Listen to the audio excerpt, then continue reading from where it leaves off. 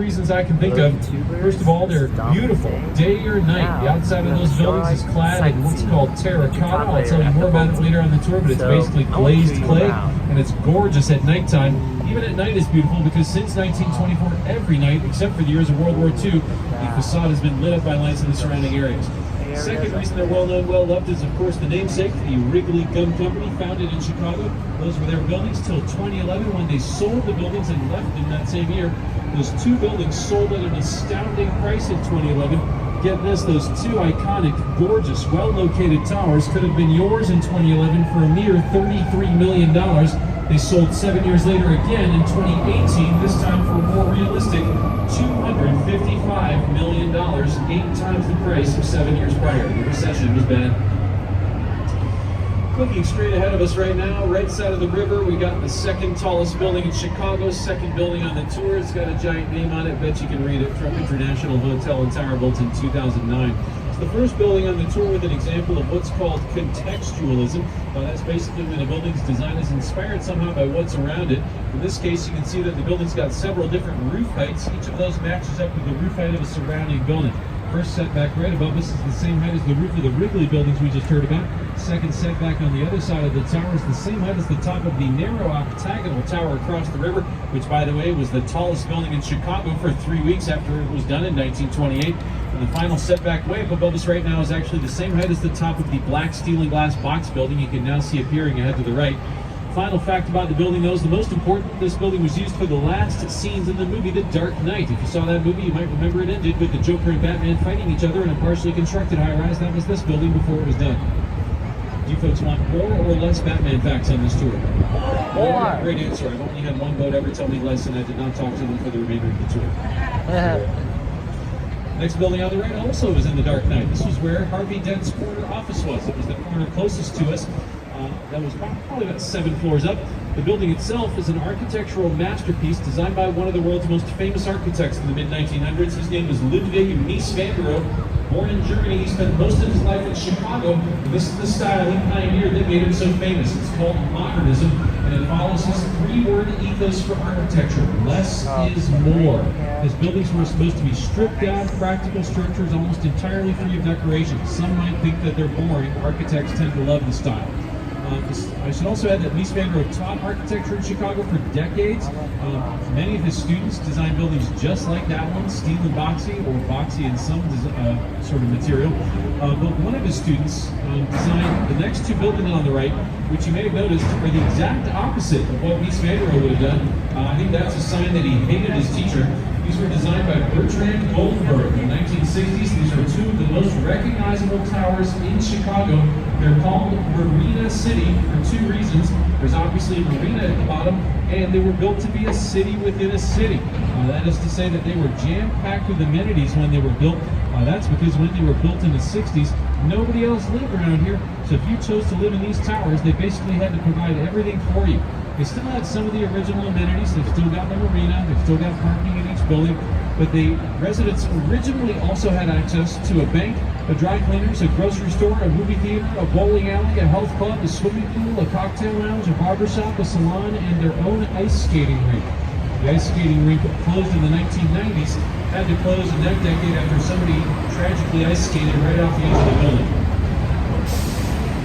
Just kidding. I think we were taking this tour very seriously. We did have an ice skating rink that restaurant.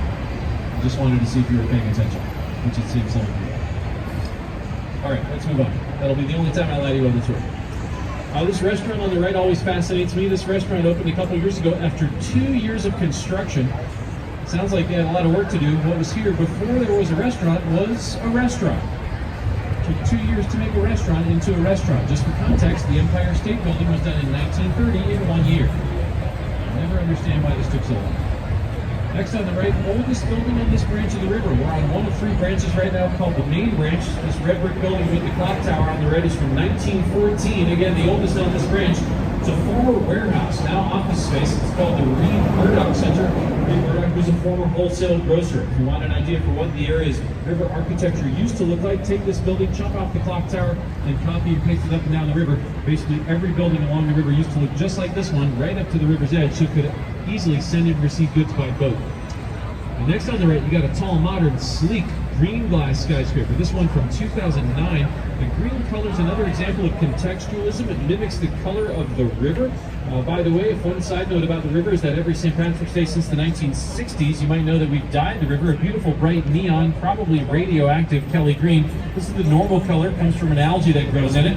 But as for the building, it's also green in a second sense, environmentally. It has earned the highest possible designation for a structure in terms of environmental friendliness. It's LEED Platinum certified. If that doesn't mean much to you, don't worry about it. The main thing to know is that it's environmentally friendly in 2.5 major ways. It was built of almost all recycled materials that were locally sourced. There's a rooftop garden that mitigates rainfall, and there's a system underneath the building that's kind of controversial. It takes in the water from the Chicago River and uses it to help create cool air for the building's air conditioning. That was very innovative in 2009, but also controversial because it sends the water back into the river hotter than when it went into the building. That interferes with the ecosystem, and when it's sucking in the water, it sucks up fish from the river like it's a fish vacuum. Yeah, that's bad. Let's move on. Now, above us to the right, hard to miss this hulking structure. This was the largest building in the world when it was built in 1931. It's called the Merchandise Mart, and it's still pretty big. It has 4 million square feet of space. I realize it's hard to wrap your head around how big that is, so I'll give you some help. Tallest building in Chicago you might know is the Sears or Willis Tower. Whatever you call it, it's got the same square footage. Imagine taking all 110 floors of our tallest building, smashing them down, spreading it out over 2 entire city blocks. This is what it would look like. The building is so large it had its own zip code up until about 25 years ago. It's the other one of the 2 remaining former warehouses. It was once owned by the Kennedy family. They bought it in 1945 for $13 million in back taxes, sold it about 50 years later in the 90s for $500 million. It is no longer home to a warehouse. It is now office space, and 40% of the building, almost half of it, is showrooms for new high-end fashions and home furnishings. How high-end? You could easily spend over $2,000 in there on a single faucet. Or you can get one from Home Depot for a couple $100. So would it be as stylish? Yes, Home Depot's got great faucets at great prices. This is brought to you by Home Depot. As you look ahead of us, you might notice that the river's branches all come together right here. Main branch is behind us, south branch is ahead to the left, north branch is where we're going next, curving around to the right. There's been a lot of stuff built here in the last 10 years. Basically anything around us that's steel and glass was not here 10 years ago, with only one exception. The green building on the left is from 1983. So since there's been a lot of stuff built here recently, let's spend our time for now on the most eye-popping building in the area. That would be the one ahead to the left, just after the Lake Street Bridge. You can probably see for yourself why it's so impressive. It's incredibly narrow at the bottom. The widest part of that building's base is 40 feet wide. That's about double the width of this boat, and yet the tower is 720 feet tall. And the architects who designed the building had never played Jenga. This is the worst designed building I've ever seen in my entire life. It's incredibly dangerous even to look at it, stop breathing in its direction, do not point at it. Very dangerous. Obviously it's perfectly fine. I'll tell you much more about the building later. There's way too much to say for the time being, but it's hard to miss because it's so cool for now. So I'll just tell you some last basic facts about the building. It's an office building. It's one of the many relatively new buildings around here. It's from 2017, and its name is simply the address, 115 North Riverside. Entering the north branch now, I'll point out something that's going to seem subtle and unimportant for much of the tour, but you'll appreciate it later.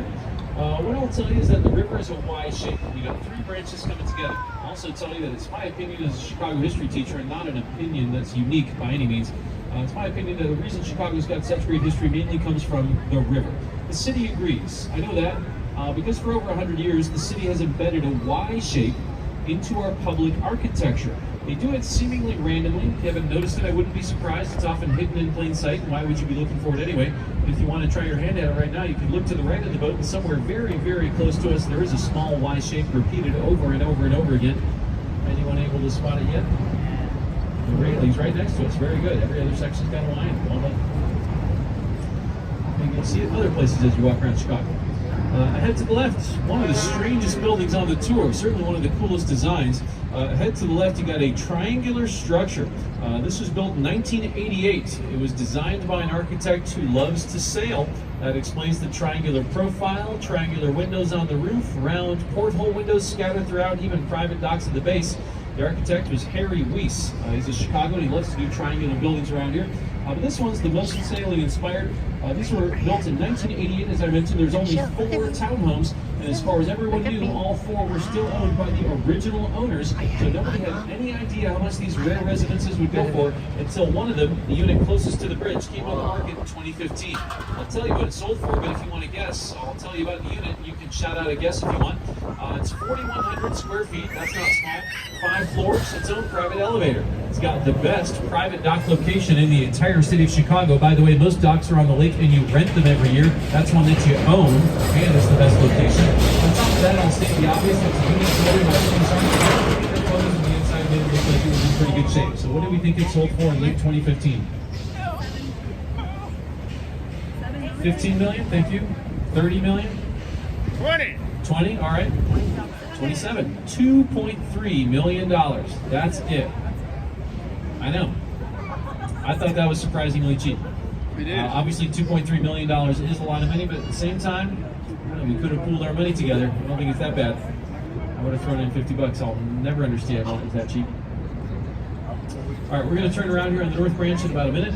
We do so because there's way more to see towards the South Branch. So while we wait to get to some newer stuff on the tour, I'll just take a short break for a couple minutes, but I'll walk around the boat in the meantime. If anyone's got any questions, feel free to ask. Happy to answer any questions you might have about the city. If you're looking for recommendations, history, other cool things to do, just let me know. If you are interested in getting up and walking around, feel free. You could head downstairs, use the restrooms, grab something from the bar.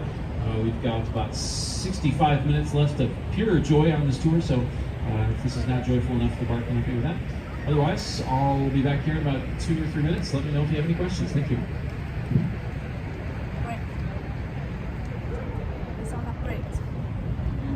Thank you so much for watching. If you like what I'm doing, give me a thumbs up, like, share, subscribe to my channel, and have a wonderful day. Bye-bye.